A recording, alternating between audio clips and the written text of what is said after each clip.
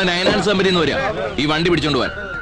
പലതവണ പറഞ്ഞിട്ടും കുടിശ്ശിക അടച്ചു തീർക്കാത്തോണ്ട് വണ്ടി തിരിച്ചു പിടിക്കണമെന്നാ ഞങ്ങൾക്ക് കിട്ടിയ ഓർഡർ. ഈ നിൽക്കുന്ന ആരാന്നറിയോ? ഞങ്ങളുടെ പാർട്ടിയുടെ കേന്ദ്രത്തിലെ ജോയിന്റ് സെക്രട്ടറിയാ, IACC അനിശ്ചയത്തിൽ നേതാവാ.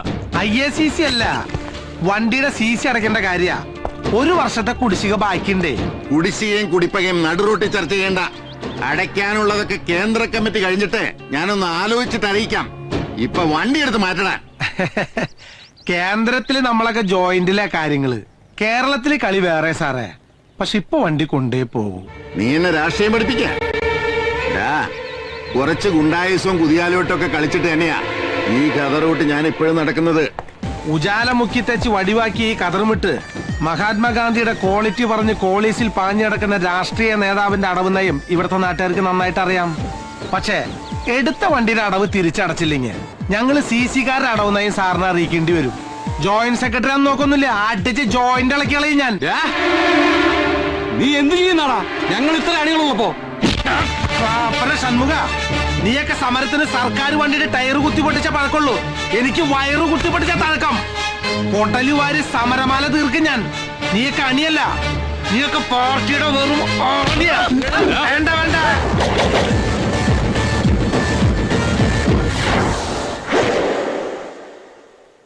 XMLA KK മത്തായുടെ വണ്ടിയുടെ താക്കോൽ. MD കാണണമെന്ന് പറഞ്ഞ് കുറച്ചേറെ വെയിറ്റ് ചെയ്യുന്നു.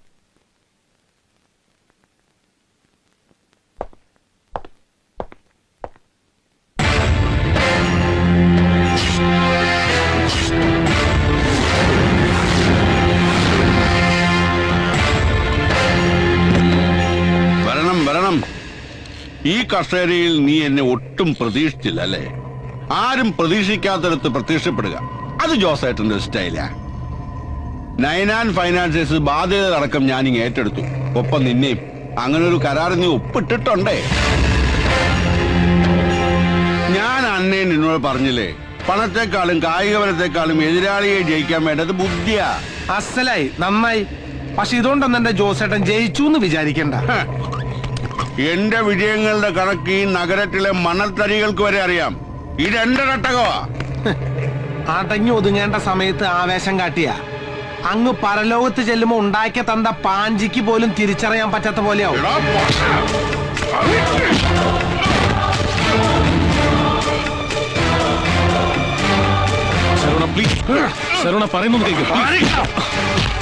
നിന്റെ മൂസാക്കയുടെ പ്രായമുള്ളതുകൊണ്ട് മാത്രം നിന്നെ ഞാൻ വെറുതെ വിടണേ. ഇനിയെങ്ങാനും നീ എനിക്കിട്ട് പണിയാൻ വന്ന സാക്ഷാൽ പഴനിമുരുകനാണ് സത്യം. നിന്നെ ഞാൻ നിർത്തി കത്തിക്കും കേട്ടാ.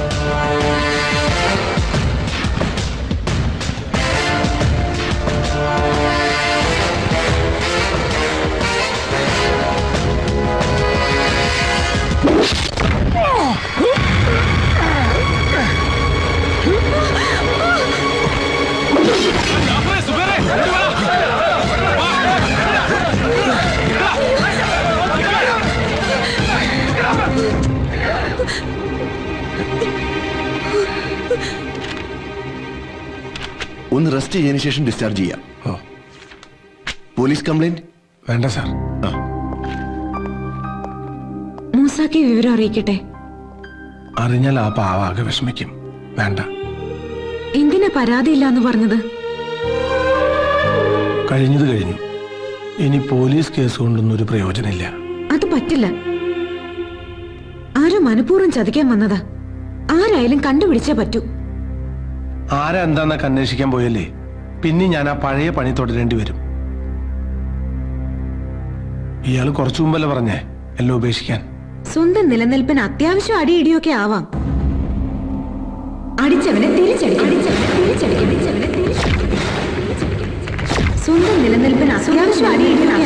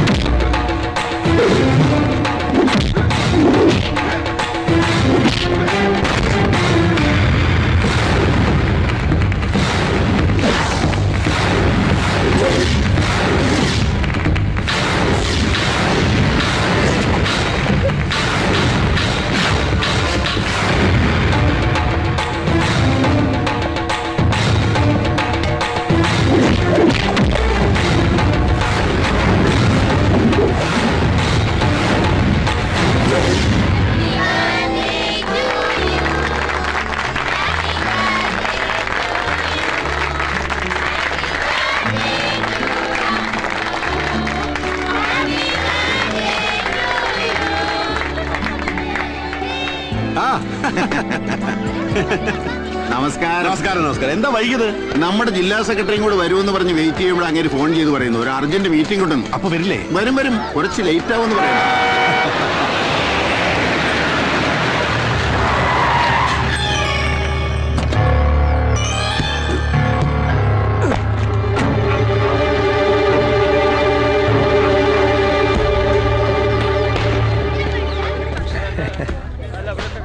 ജോസേന്റെ പേരക്കുട്ടിയുടെ പിറന്നാളിന് ഞാനില്ലാതെ എന്താഘോഷം? വിളിക്കാത്ത പാട്ടിൽ നിനക്കെന്താണ് കാര്യം? മാന്യന്മാർ ഒത്തുപിടിക്കുന്നിടത്ത് ഒരു സീൻ ഉണ്ടാക്കാനാണ് ഭാവെങ്കിൽ വന്ന കോർത്തിലായിരിക്കില്ല തിരിച്ചു പോകുന്നത്. കോളേജ് പിള്ളേരുടെ കൂടെ സ്റ്റാർ ഹോട്ടലിൽ പോയി അന്തിക്ക് 2 ലാർജ് അടിച്ച് മഴ നൃത്തം ആഘോഷിക്കുന്ന നിന്റെ ഈ ഭാര്യയുടെ സ്റ്റാറ്റസിൽ അഭിമാനം കൊള്ളുന്ന നീയാണോ മാന്യൻ? ജോസേന്റെ കുഞ്ഞുമോള പിറന്നാൾ കൊഴിപ്പിക്കാൻ ഞാനൊരു കിൻഡില് സമ്മാനം കൊണ്ടുവന്നിട്ടുണ്ട്.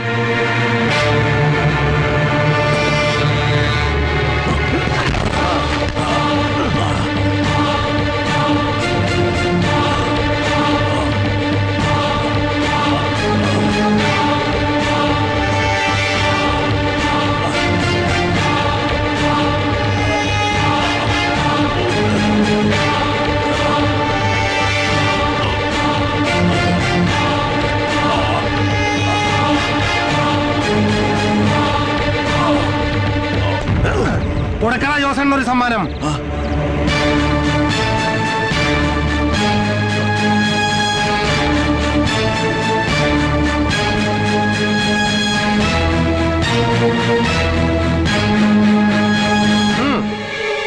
നോ നോ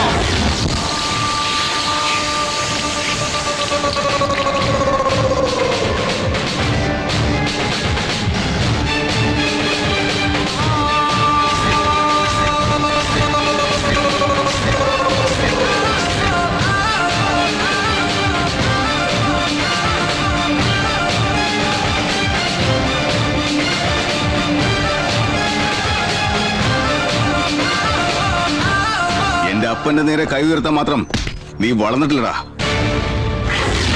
ഞാൻ ഐസക് ജോൺ, ജോസേട്ടന്റെ മോനാ. ഉശിരുള്ള ആമ്പിള്ളേരുള്ളപ്പോ കളി നേർക്ക് നേരെ, അതാണ് ആണത്വം. ഇത് നിന്നെ പോലെ ജിമ്മി പോയിട്ട് ഇരുമ്പ് പൊക്കിണ്ടാക്കിയ ശരീരല്ല, കോഴിക്കോട് പാളയം മാർക്കറ്റിൽ അധ്വാനിച്ചുണ്ടാക്കിയ ശരീര. ഇത് വെച്ചൊരു അലക്കാലക്കേണ്ടല്ല. അപ്പനെ കയറി ജോസേട്ടാന്ന് വിളിക്കുന്ന നിന്റെ കളസ അപ്പ കീറും. നാട്ടുമ്പുറത്ത് ഊച്ചാലയോട് സംസാരിക്കുന്ന ഭാഷ നീ എന്നോട് സംസാരിച്ചാലുണ്ടല്ലോ, അറിയില്ല നിനക്കെന്നെ. അറിയടാ, നന്നായിട്ടറിയാം. നിന്റെ അപ്പം പഠിക്കാത്ത ബിസിനസ് മാനേജ്മെന്റ് പഠിക്കാൻ ഡൽഹി പോയ നീ ഇന്ന് ലാൻഡ് ചെയ്തപ്പോഴേ ഞാൻ തീരുമാനിച്ചു എന്റെ അടുത്ത ഇര നീയാണെന്ന്. മോനെ ഐസ്പ്രൂട്ടെ, ഞങ്ങളെ പോലുള്ളവരെ മാനേജ് ചെയ്യാൻ നിപ്പ പിടിച്ച മാനേജ്മെന്റ് മാത്രം പോരാ. മേലാൽ ഇത്തരത്തിലുള്ള പോക്കിരുത്തരത്തിൽ നിന്നാ സ്മാർട്ട് ആകാം, പക്ഷെ ഓവർ സ്മാർട്ട് ആവരുത്. എന്നെ അപ്പനെ അപമാനിച്ച് നീ രക്ഷപ്പെട്ടു എന്ന് കരുതണ്ട.